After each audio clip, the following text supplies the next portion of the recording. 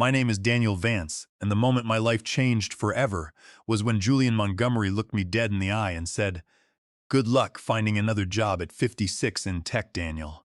He laughed so hard his expensive porcelain coffee mug actually rattled against his mahogany desk. I had just placed my resignation letter in front of him.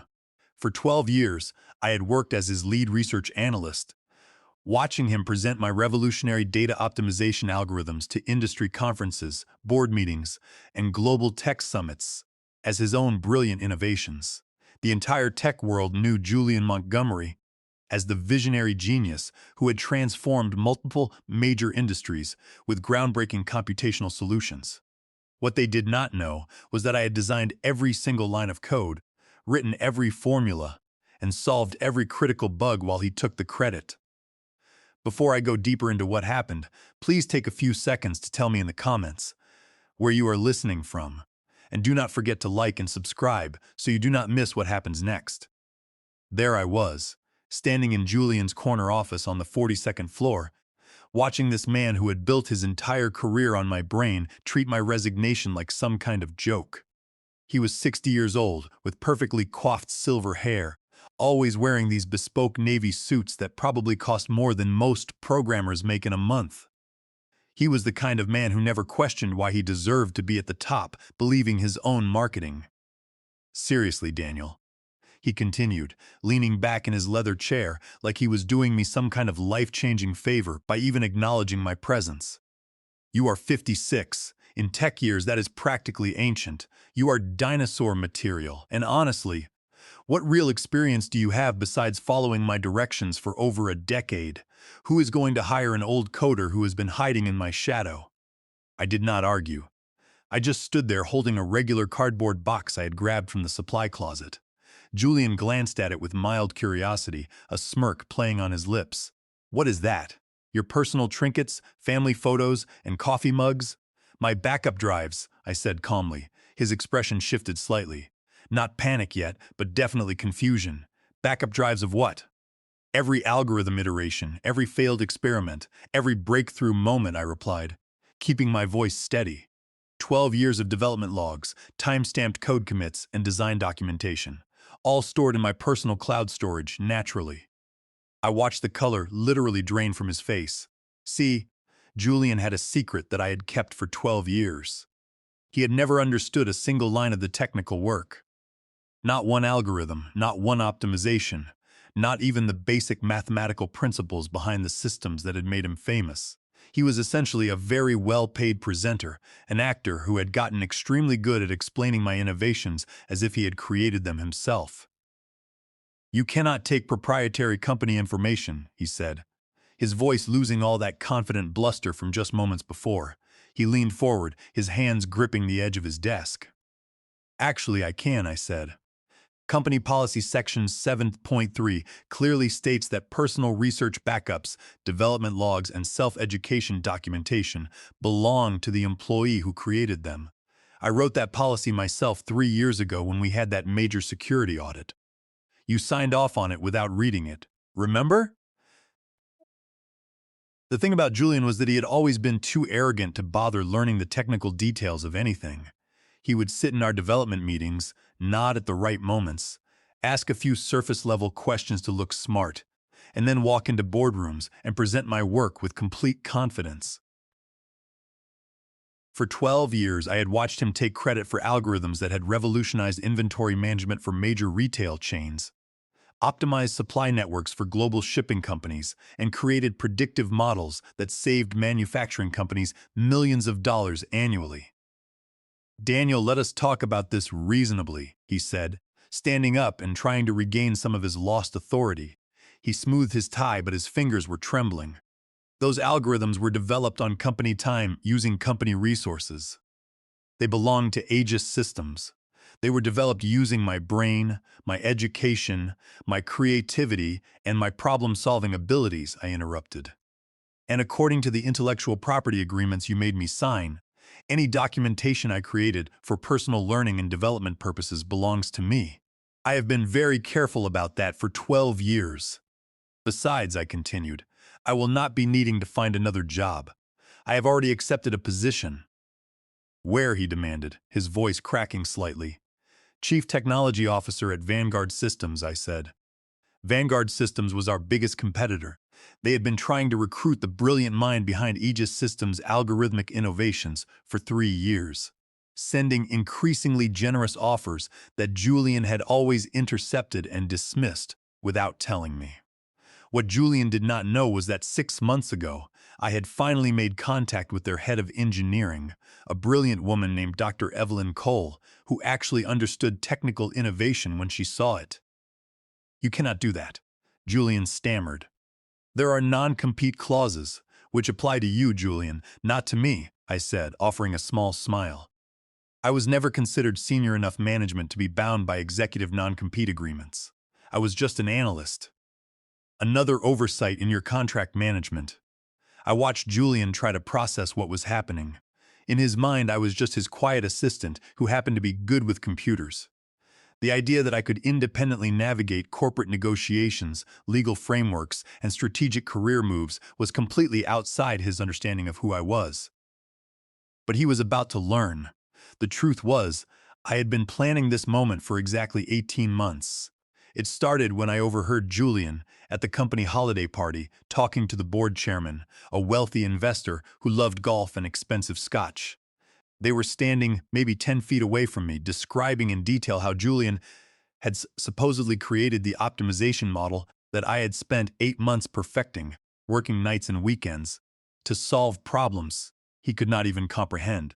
He was laughing, clinking glasses, taking all the praise while I stood in the corner. That night, I started documenting everything. Every email where I explained technical concepts to him. Every meeting where he asked me to walk him through algorithms he claimed to have invented.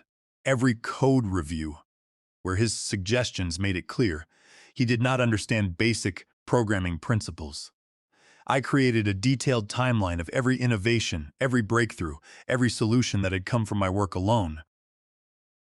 Aegis Systems had built its entire market dominance on my proprietary data optimization engine. I would arrive at the office at 6 in the morning, brew a cup of black coffee, and dive into the code while Julian was still asleep in his penthouse. I poured my soul into those systems, solving complex equations and writing clean, multi-threaded processing code. The systems we developed were processing millions of logistics data points from across 30 different countries in real time.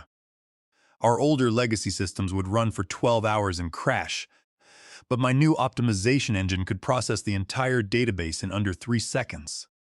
Julian would occasionally breeze into my office, look at my screen, and arrogantly call my work magic math before taking the finalized reports to show the clients.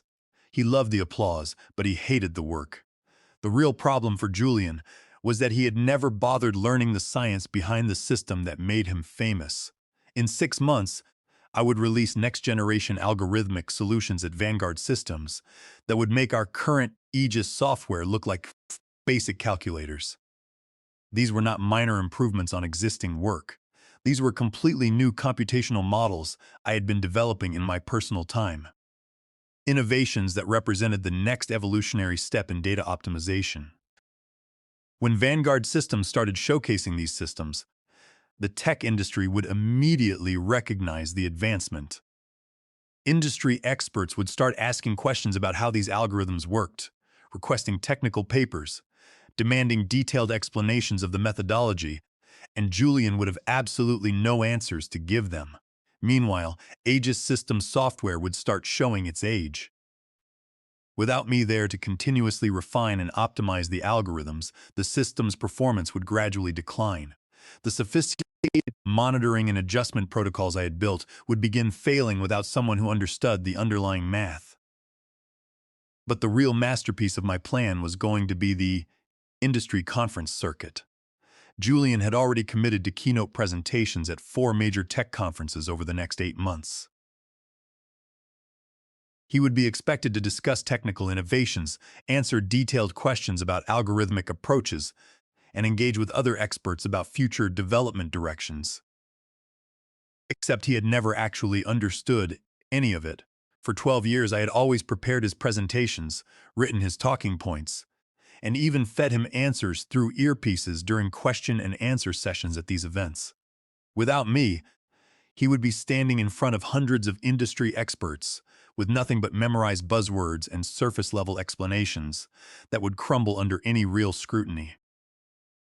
"You do not understand what you are doing," Julian said, his voice shaking now as he leaned heavily on his desk. "This will destroy your career, Daniel. No one will ever trust you again if you steal proprietary information. I will make sure of it."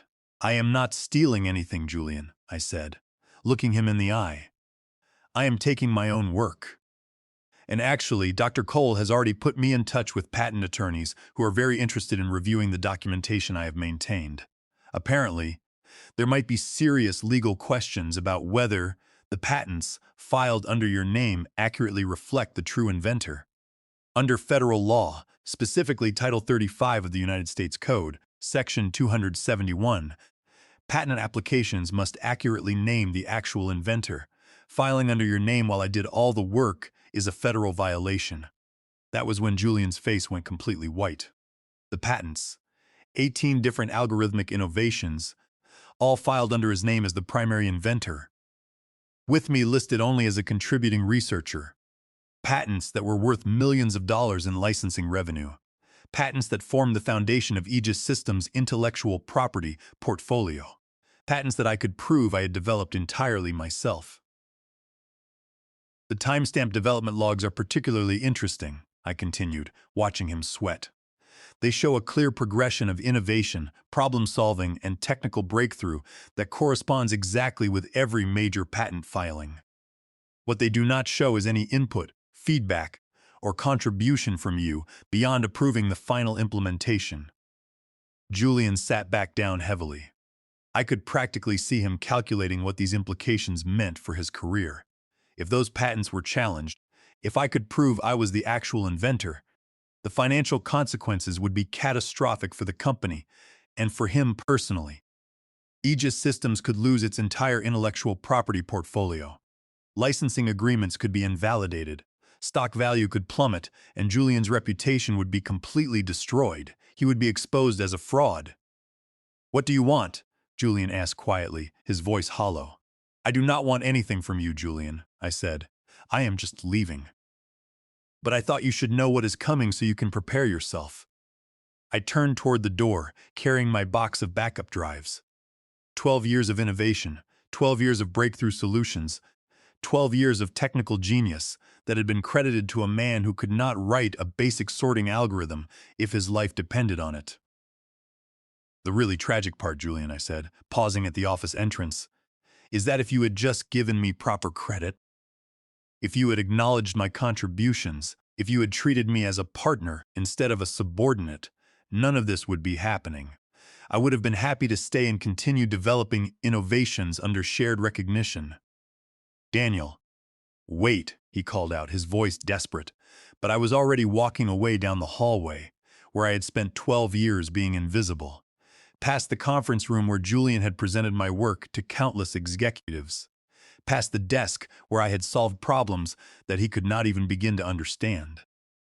The elevator doors closed, and I watched the floor numbers descend.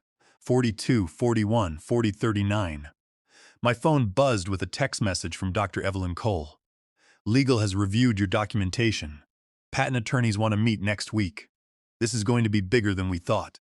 Welcome to Vanguard, Daniel." I smiled for the first time in months, because what Julian did not know was that this was just the beginning. The backup drives, the documentation, the patent challenges, those were just the opening moves. What was really going to destroy him was something much simpler and much more devastating. In exactly 3 weeks, Julian was scheduled to deliver the keynote presentation at the International Conference on Algorithmic Innovation. 3,000 of the world's leading tech experts would be watching. The presentation topic was next-generation optimization, revolutionary approaches to complex problem-solving. It was going to be broadcast live, recorded for posterity, and attended by journalists from every major tech publication. And Julian was going to have to deliver that presentation without me writing his talking points, without me preparing his slides, and without me feeding him answers through an earpiece. He was going to have to stand in front of the entire tech industry and explain algorithms he had never understood, discuss innovations he could not comprehend, and answer technical questions about work he had never actually done. The elevator reached the ground floor, and the doors opened to the lobby where I had entered as an invisible lead analyst 12 years ago. But I was walking out as something completely different. I was walking out as someone who was about to change everything. 3 weeks passed, and I watched Julian's world crumble from my new office at Vanguard Systems. Dr. Cole had given me a corner suite on the 38th floor with windows overlooking the city, a team of 12 brilliant engineers, and a development budget that was triple what Julian had ever allocated for innovation. We were focused on building a completely new engine. My first day at Vanguard Systems was a breath of fresh air. Dr. Cole gathered the engineering team in a sleek, glass-walled conference room. There were no egos, no expensive Navy suits, and no fake presentations. The team consisted of true innovators like Clara, Timothy, Henry, and Peter. When I showed them my research logs, their eyes lit up with genuine interest. We spent 6 hours debating mathematical frameworks and mapping out the implementation strategy. Dr. Cole handed me my new leadership badge and smiled.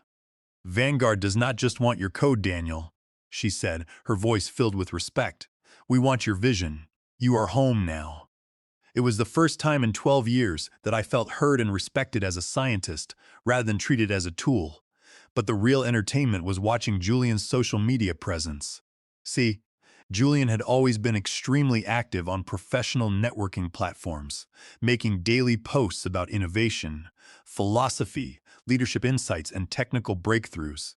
This was the kind of content that had built his reputation as a thought leader in algorithmic development. Except now, with me gone, his posts were becoming increasingly desperate and obviously shallow. He tried to mimic my technical tone, but without my underlying code and research notes, his posts lacked any depth or substance. 3 days after I left, he posted about the importance of collaborative development environments. 5 days later, it was leveraging team expertise for optimal outcomes. By the second week, he was just sharing articles written by other people with vague comments like, "Interesting perspectives on emerging technologies." The tech community was starting to notice. Comments on his posts were shifting from respectful engagement to subtle questioning. "Would love to hear your technical take on the implementation challenges mentioned here," one senior systems architect wrote. Another commented, "Julian, could you elaborate on how this approach differs from your optimization methodology?" He was trapped in a cage of his own ignorance, unable to answer even the most basic queries from the community he had claimed to lead. It was a slow-motion car wreck, and everyone in the industry was watching it unfold. Julian could not answer any of them. He just ignored the questions, which only made him look more suspicious. Meanwhile, I was having the time of my life. Dr. Cole had introduced me to the engineering team as their new chief technology officer, and when I walked them through my next-generation algorithmic approaches, the room went completely silent. Not confused silence, but impressed silence. "This is at least 5 years ahead of anything I have seen in the industry," said Oliver Webb, our senior software architect. "How long have you been developing these concepts, Daniel?" "About 3 years in my spare time," I told him. "I was waiting for the right opportunity to implement them properly. Aegis Systems did not have the vision to support this level of innovation." "Why didn't your previous company move forward with this?" Oliver asked. "Management was not technically sophisticated enough to understand the potential," I said, offering a dry smile. But the really beautiful part was watching Julian try to maintain his speaking commitments without me. 2 weeks after I left, he was scheduled for a panel discussion at a regional tech summit. I watched the live stream from my new office. The moderator asked him about recent developments in machine learning optimization. Julian gave a rehearsed answer about adaptive algorithmic frameworks that sounded like he had memorized it from an introductory textbook. When the follow-up question came, Julian completely stumbled. The moderator asked, "Can you walk us through a specific implementation example of this adaptive framework?" Julian actually paused for 15 seconds, staring blankly at the camera, before giving a completely generic response about iterative testing methodologies. The other panelists exchanged glances. Dr. Brenda Jenkins from Stanford looked genuinely confused. "Julian, that is interesting," she said, leaning toward her microphone. "But I was hoping you could discuss the technical architecture behind your optimization models, the mathematical foundations that make them so effective. Specifically, how do you manage computational complexity?" Another long pause. "Well, Brenda, I believe in keeping technical discussions accessible to broader audiences. We do not want to get bogged down in the math. But this is a technical conference," Dr. Jenkins countered, her tone sharp. She quickly clicked her pen and projected a complex matrix formula onto the digital board behind them. "Our audience specifically wants detailed algorithmic insights. Surely you can explain the notation and tell us how your system processes this." Julian deflected again, taking a slow sip of water as sweat beaded on his forehead. I could see the exact moment when Dr. Jenkins realized that something was seriously wrong. Her expression shifted from expectation to puzzlement and then to concern. By the end of the panel, she was essentially carrying the conversation while Julian nodded and made vague comments about innovation ecosystems. The tech blogs picked up on it immediately. "Has Julian Montgomery lost his technical edge?" was the headline on Tech Insider 3 days later. The article was subtle but devastating, questioning whether industry leaders were becoming too disconnected from hands-on development work. It was clear the industry was beginning to smell blood in the water, but none of that compared to what happened the night before the International Conference on Algorithmic Innovation. I was working late at Vanguard Systems, putting the finishing touches on our new optimization platform when my phone rang. It was an unknown number, I answered. "Daniel, please, I need your help." Julian's voice came through, but it was completely different from the confident executive I had known for 12 years. He sounded broken, desperate, and small. I could hear his heavy breathing and the rustle of papers in the background. "Julian, how did you get this number?" I asked. "I called your old apartment. Your neighbor gave me your cell. Listen, I know things ended badly, but I am in serious trouble here. Tomorrow's presentation. I cannot do it without your help. I am begging you. The entire board is watching." I leaned back in my chair, looking out at the city lights. "What exactly are you asking me, Julian?" "I need the technical content, the slides, the talking points, the explanations. I will pay you. It's consulting fees, whatever you want. Write your own check. I can transfer $50,000 to your account tonight, or even $100,000. Just please help me get through this presentation tomorrow." "Julian, you have been presenting my work for 12 years, I said calmly. "Surely you understand it well enough by now to explain it yourself." "You know I do not," he shouted, his voice cracking with emotion. "You have always known that. I do not know the math, Daniel. I cannot answer their questions. They will expose me. They will find out I do not know the difference between gradient descent and a simple database query." "I am sorry, Julian, but I cannot help you," I said. "I have my own responsibilities now at Vanguard." "Daniel, they are going to destroy me up there," he pleaded. 3,000 people, live broadcast, recorded forever. My career will be over. Then, maybe, you should not have spent 12 years pretending to be something you are not," I said. "Good luck tomorrow, Julian." I hung up, leaving him to face the music alone in his office. For 12 years I had carried him on my back, solving every technical crisis while he smiled for the cameras. Now, the curtain was coming down, and he had no one left to write his lines. The next morning, I was sitting in the front row of the innovation conference, surrounded by the most brilliant technical minds in the industry. Dr. Cole was next to me, along with our entire engineering team. We had been invited as special guests to preview some of the innovations Vanguard Systems would be announcing. "Ladies and gentlemen," the conference moderator announced, "please welcome Julian Montgomery, Chief Innovation Officer at Aegis Systems, presenting next-generation optimization. Revolutionary approaches to complex problem-solving." Julian walked onto the stage, and I could see his nervousness from 100 feet away. His movements were stiff, his smile forced, and his forehead was slick with sweat. He looked directly at me in the front row, and I saw pleading in his eyes. His presentation started predictably, with rehearsed opening remarks about the importance of innovation. But 10 minutes in, Dr. Miriam Fletcher from MIT raised her hand. "Julian, Could you walk us through the mathematical foundations of your optimization approach? How do you handle multidimensional constraint satisfaction in dynamic environments? Julian stared at Dr. Fletcher in absolute silence. That is an excellent question, Miriam. The mathematical foundations are quite complex. Yes, but could you give us the actual mathematical framework? She pressed.